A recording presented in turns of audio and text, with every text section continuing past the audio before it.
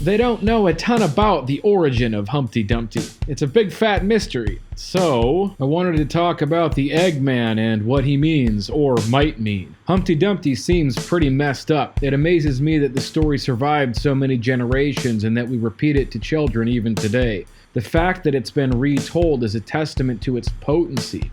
It's a cryptic but valuable lesson. Humpty Dumpty is likely a story meant to encourage preparedness. Just think about it.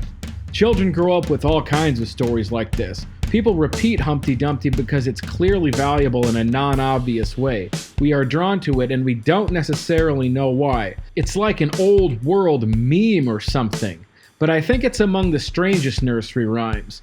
We all know about the gingerbread house representing the Oedipal mother, but what the heck does Humpty Dumpty represent? He might be a euphemism for various piggish behaviors, the kind that distract us from what's most important, as well as what must be developed if we hope to survive or avoid a fall, or the inevitable hardships of living. So what was Humpty Dumpty doing on the wall anyway?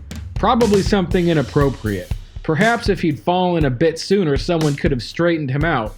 But as the story goes, he couldn't be saved from the circumstances he had created for himself, even with the assistance of all the king's horses and his men. Perhaps he was dumping his hump. He is a reminder to do better, and if we don't know what that means, he's a reminder to figure it out. There's a goofy old video game called Dizzy the Adventurer where the player controls a similar egg person, which begs the question, what might a sentient egg do other than sit on a wall? The egg has great reason to stay still. Why risk death and destruction? It's not my fault I was born fragile, he might exclaim. This is sadly the kind of thinking that leads to blame, resentment, indulgence, and destruction.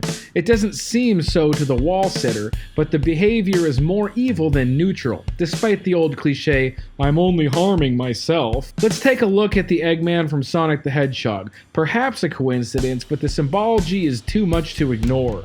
Sonic's rival, Eggman, has clearly fallen, but not to his death. Instead, he has fallen to evil and corruption in the Sonic universe. As far as I can tell, the lesson here is to choose courage, adventure, and duty in favor of gluttony, procrastination, fear, greed, and inaction. We can claim to embody someone like Dizzy or Sonic, but maintaining focus on that point of aim is what might save us from catastrophe. I'm also suspicious that the conclusion to the rhyme might imply that all the king's horses and all the king's men couldn't put Humpty together again, even if they wanted to. This nursery rhyme is pretty grim, but we can infer something beautiful as well. There is hope, but it must be chosen. Better action may be taken and better habits may be formed. It's not too late, but we absolutely mustn't kid ourselves. A close friend of mine offers a different interpretation. Perhaps Humpty is based on some old king or person of great power and prestige. To quote, "It's better to be plain and ordinary than to play the big shot, because if you become some kind of god or ruler, you will have much further to fall. And it doesn't matter how much power, influence, or employees you have at that point, they will not save you." In any case, humility is a virtue and the story is cryptic in a useful and thought-provoking way. Perhaps it's better to think about it than having it all spelled out. Let me know what you think in the comments and consider subscribing so I can maybe make full-time video making viable.